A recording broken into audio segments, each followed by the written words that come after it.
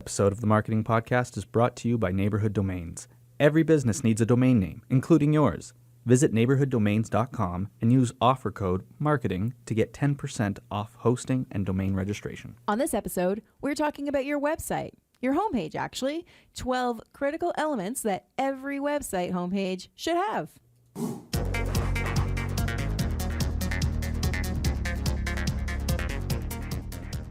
Creativity sells. Applying the right creative at the right time is the recipe for great marketing. The Marketing Podcast looks at marketing news and finds the secret ingredients that make great marketing. Hi, welcome to the Marketing Podcast. I'm Brendan Quigley. And I'm Heather Watson. How are you doing today, Brendan? Very, very good. Awesome. I know, I'm running out of like adjectives. Super duper really good. Yeah, really, really, really, really good. Because we're always great. What's up? What are we talking about today? Favorite. What? Well, I guess it's not favorite. Gummy bears is the answer Always. to that question. Websites. What's a website? I know, eh? Is that what they put on the interweb? Yeah. Whoa. I wonder why it's called a site. I don't actually know the answer to that. It's a location. It's A your location. location on the web. Yeah, but I mean, I guess.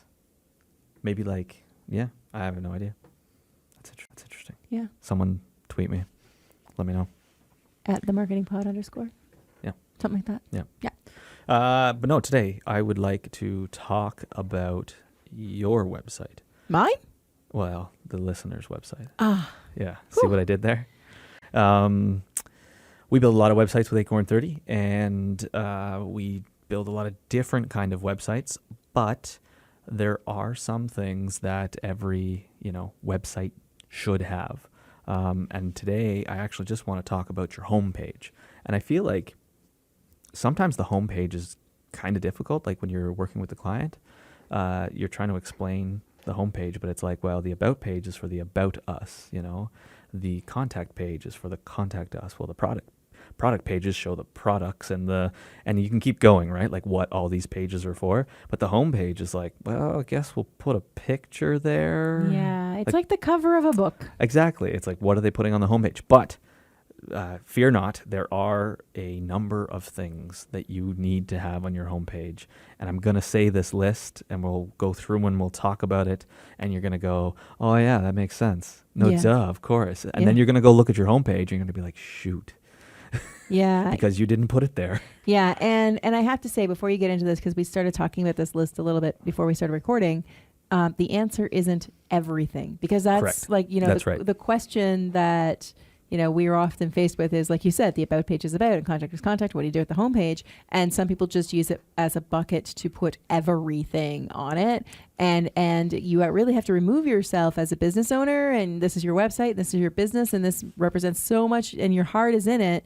But everything is not important. Just remember that. Like there is a place for stuff where people logically go to look, and you can put it there safely, and people who are looking for it will still find it. But your homepage specifically is not a place to put everything, because that's feature this, feature that, and I want to include this, and that's also one of the risks or one of the challenges we get into. Yeah, and Go then it's for like, why do you have other pages if it's already on That's right, the just homepage? put it on the homepage. And so, okay, so to start then, your homepage really is the first impression that people get when they land on your site. Google's really good at indexing homepages of websites, as the main link that gets clicked when someone does a search for your industry. And so that's why it's super important that the homepage is, and incoming buzzwords, optimized for conversion. And all that means is if you sell something, the homepage, facilitates the selling. If you teach something, the homepage facilitates the teaching, et cetera, et cetera. So the first thing that needs to be on your homepage is a headline. And that's because it's like within 3 seconds, a website needs to tell visitors what the site has to offer. So you want to keep your headline clear and simple. 3 to 5 words. Yeah. This makes sense, right? Like if you are a shoe company, you want to say, welcome to the shoe company, or we are the shoe company, or the such and such Best shoe company. price shoes in town. Exactly. Yeah. It needs to be front and center. And then with that is the subheadline. And your subheadline should offer a brief description of what you do or offer. And this is where it gets really interesting. You want to zero in on a common pain point for your target audience. So again, incoming buzzwords. But don't just like put a bunch of fluff there. We like to revolutionize the shoe industry. It's like if you're running with the best price shoes in town, your next line, your sub would be an amazing, customer service that you'll love. Exactly, because it's hard to find good customer service when you're buying shoes. Yeah. That Or 30-day guarantee. Exactly. Take them home, love them, bring them back. Like whatever you offer, that's really cool. Yeah. Now, the other thing that's important to notice is this needs to be like above the fold. Like this needs to be like when the page loads, you see it right away. Wait. Above the fold? I know. You got me. What does that even mean? Back like ancient, like way long ago when people read newspapers. Above the fold. The newspaper was folded in half. Really? And so what was above the fold was at the top of the page. On the top of the stack. And that's what people saw. Yeah. Yeah. And above the fold is still a term we use in web world, which is ridiculous. But I just, Yeah. So that is what loads without scrolling. Right. Yeah. Just wanted that clarity. No, that's fair. Newspapers. God. I still read newspapers.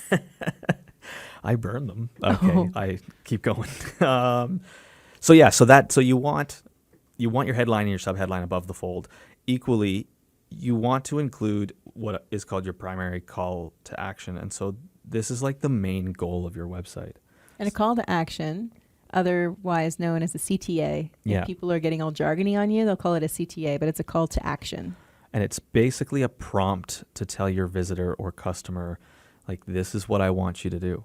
And the reason you want this on your homepage, and we do this a lot where it's like, name of the company, what they do, what they sell, and then like a shop now button that's on like the first thing you see on the homepage, or learn more, or that style of thing.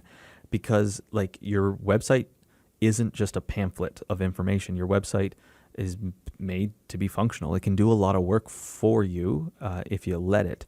And so putting a call to action, again, above the fold on your main page, which is the call, like your primary call to action to prompt your visitors to do the main thing you want. Book now, buy today. Exactly. Call now. It's going to make a difference. Like if there isn't one there already, like that one tip is going to change the way visitors move through your website, and you can see it in your analytics quite quickly.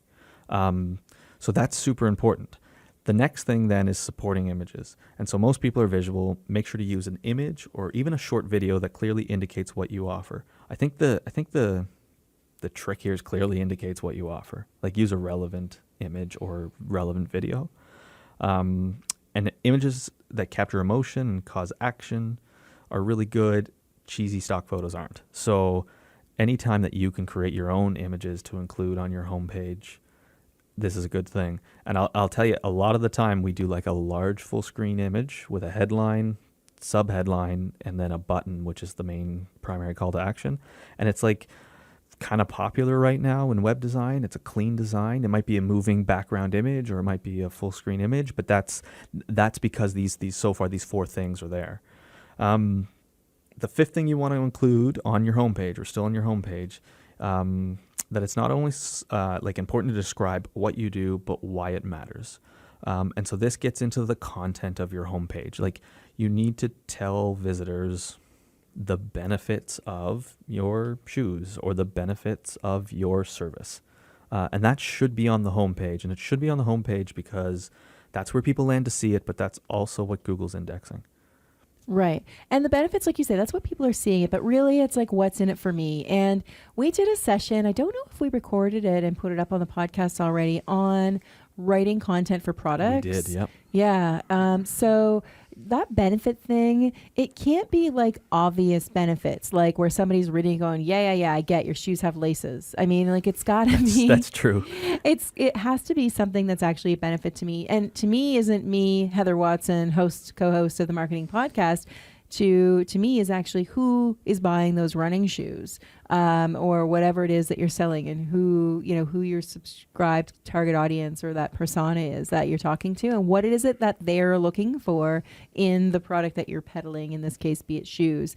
and be able to say, you know, and what's the other one that I talk about in there? It's like not being too romantic with the language, like innovated, patented technology that, like, it's But just, how true is that? Like, how often do you just like totally zone that language out? we don't, as users, you don't Yeah. read it. So please stop making your visitors read it. Yeah, exactly. And put language. It's like shoes. They're comfortable. They fit. Those are the benefits, right? you If that- already, everyone listening wants to buy these shoes now. Right. And I mean, if they come in a heel, that's even better. So, but so the reality is, you know, people, I think, when they're writing copy for this kind of stuff, and that's a whole other episode, when you're writing copy on this stuff, don't feel like you have to put words there to fill out the space. You know, it's like grade 5 essay writing and your teacher asks you for 200 words and you end it with, the book was very, very, very, very, very, very good.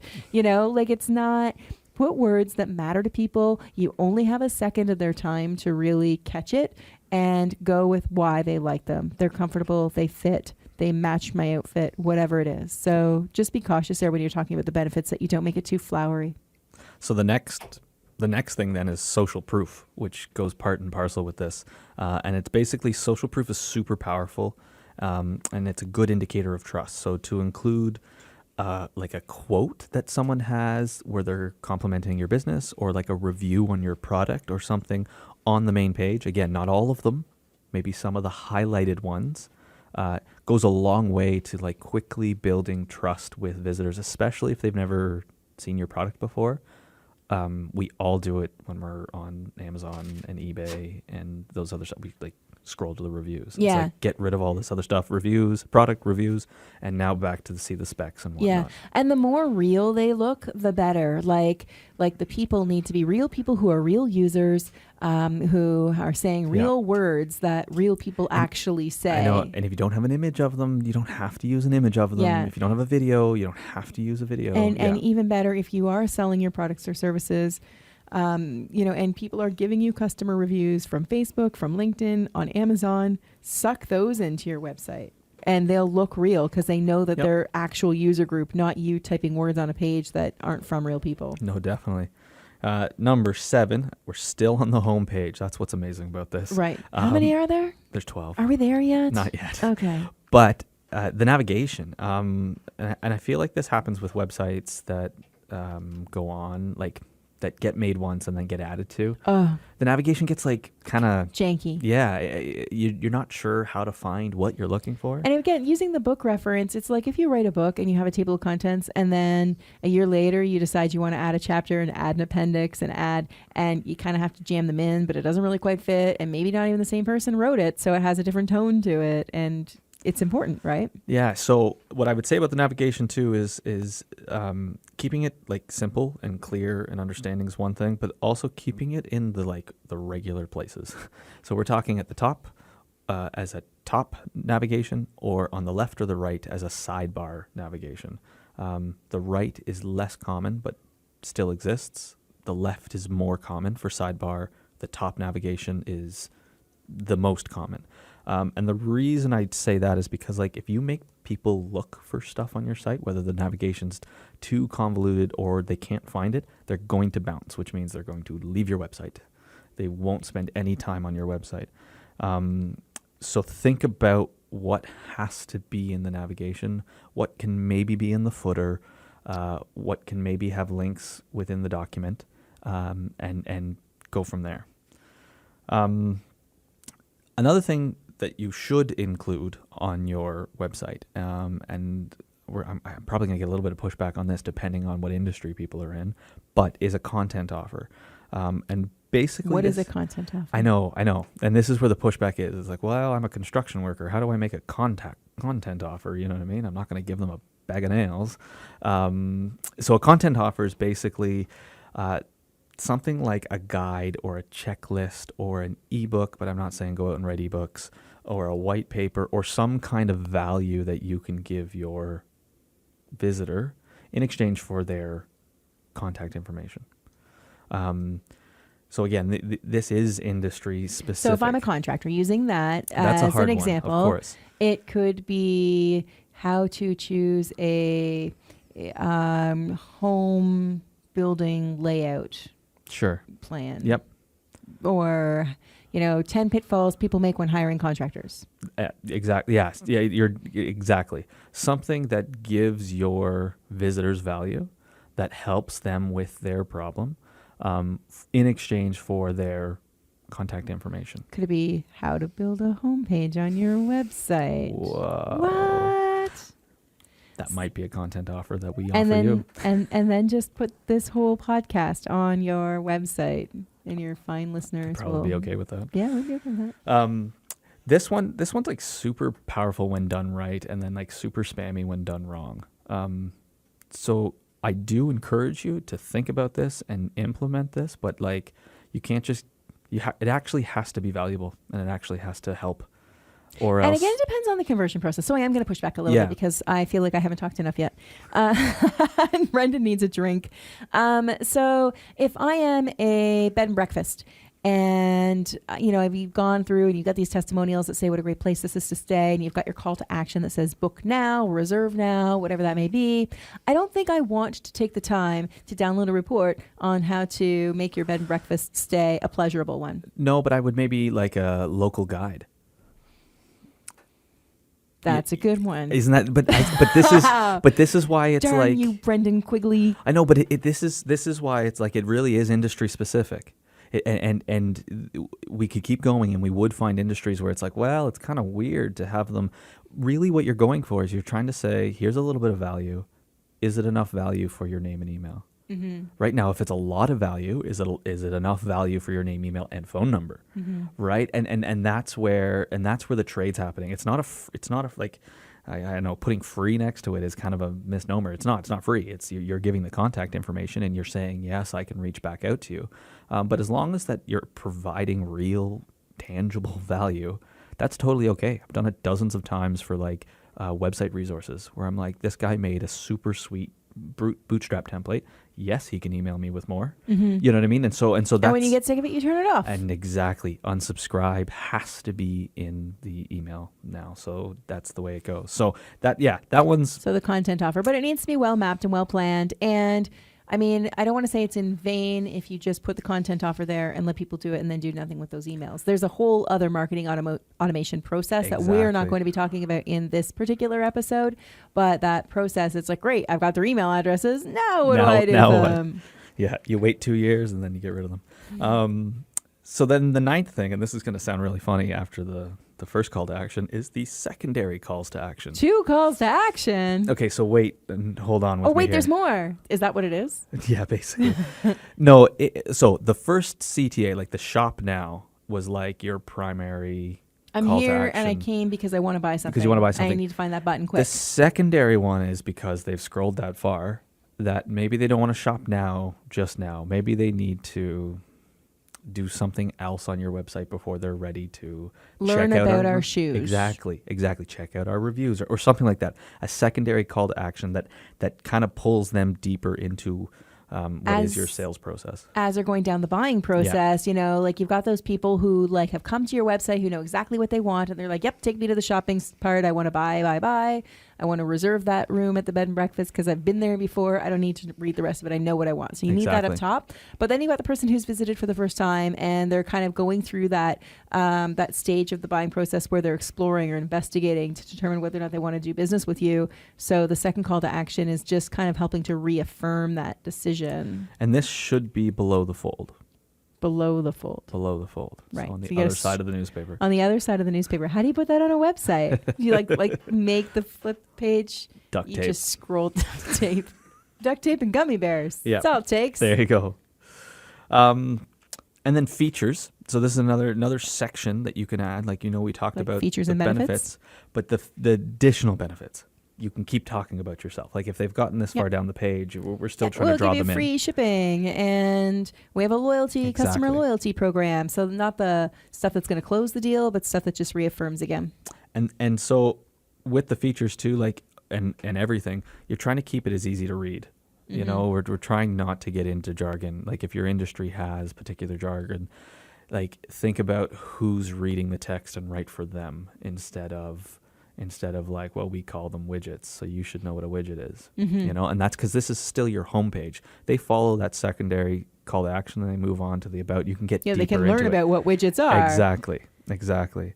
Another thing you should be including on your homepage is resources. And this is because like most visitors won't be ready to buy. So you need to teach them in some form or fashion.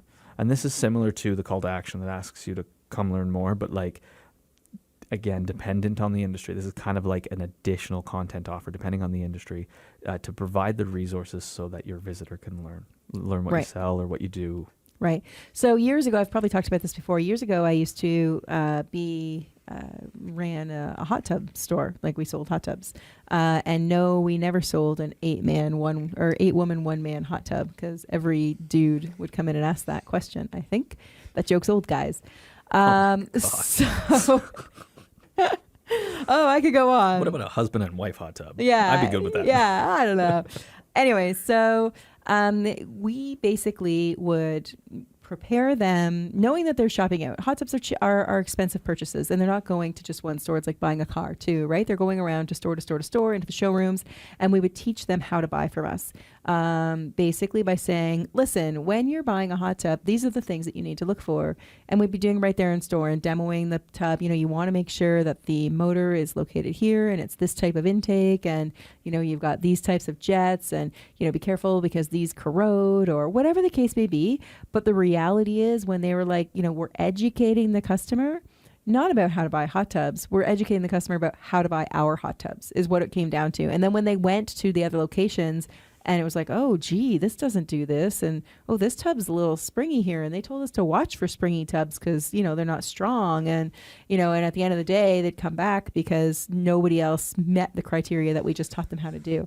And so that's interesting because resources also help you to establish credibility as a leader in your industry. So when you have like a little library of information on your website, people go, oh, they know what they're talking about. Even how to install a hot tub, which it doesn't matter where you go. Like you could go to any and buy anybody's hot tub, but we've got the resource on how to install it, how to do your site prep and all that kind of stuff. Yep. The last one, number 12, is success indicators. And so success indicators... To tell your customers they're successful? Well, to show your success. So like to show customer success stories. Maybe awards that you've received, any recognitions. I would also slip in like partnership logos or if you're part of the local chamber, that kind of thing. Yeah, or if you've been featured in a local fashion magazine. News, exactly. This is like your opportunity to be like, look, the product's amazing or the service has won awards or et cetera, et cetera. And I mean, I don't want to sound like I'm going to put on my publicist hat for a second on this one. Like you can totally buy those success metrics, success indicators, I guess, right? Mm-hmm. We talked about in last week's episode, actually, about how to do a media event. And maybe you're not doing a media event. Maybe you are doing, sending out that media release to the fashion magazine, and it could be like as seen in the pages of my local fashion magazine, and you stage that yourself, right? Or you can nominate yourself for like these wonky awards that really don't matter to anybody, but you know, it looks good on a web page, and next thing you know, you've won the award that nobody cares about, but visitors think, oh wow, they've been recognized, they must be doing good things. Whether no matter what industry you are in, if you're in hospitality, surely to goodness there's some hospitality awards. If you're in a retail, and it could be just a local small town hometown thing, but people just don't really put much weight into it other than that you received an award. Yeah, and I would also too challenge you to think about these 12 things and then try to picture a website that you may have seen that had them. It was probably a really like professional feeling website. You went, oh, this is a big company. Or you went, oh, these guys really know what they're talking about.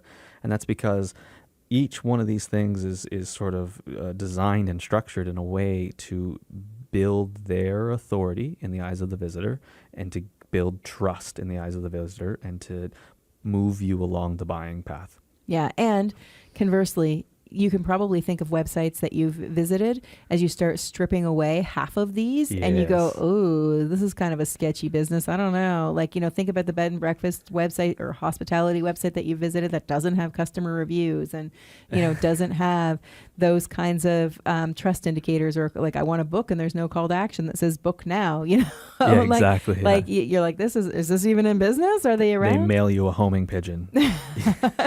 You send it back. Send it back out. Yeah. You're talking about me and newspapers being old. Homing pigeons, Brendan? What is that? That's cool. That's awesome. Homing pigeons is like- like pure hipster. The new technology. There we go. Yeah. That's it. So That's it. That's 12 things. Like if I were to quickly go back through them, we're talking headline, subheadline. You have your primary call to action, supporting image. Most of this is usually above the fold kind of deal. You also have your benefits, your social proof, a clean navigation, a content offer. You would have your secondary call to actions or your secondary thing you want your visitors to do. You would include features, more benefits and features, resources to educate your visitors, and then your success indicators. And I would go take a look at your website right now and see how many of these you have and which ones you don't. And like, it's an easy win, really. And can we put this somewhere on the marketingpodcast.ca so people can see it? Maybe on the homepage? Yes, we'll put a link On the homepage? on the homepage. Yeah. Yeah, something like that. Yeah. We'll share it. Check it out at themarketingpodcast.ca. We'll try and throw it up on social too so you can take a look at it. Are we done? Is that a show? That's it. I want to thank everyone for listening because you guys are awesome. And we're getting into a year of doing this. And Brendan and I often say, we're so thankful that we have the opportunity to do this and we have a forum to share our knowledge. And if anything, he and I... Clearly we need it. Yeah. If anything, he and I just like to banter back and forth. Exactly. So it gives us a chance to hang out because we don't get to do this very often. So thank you all for listening. And for the Marketing Podcast, I'm Heather Watson. And I'm Brendan Quigley.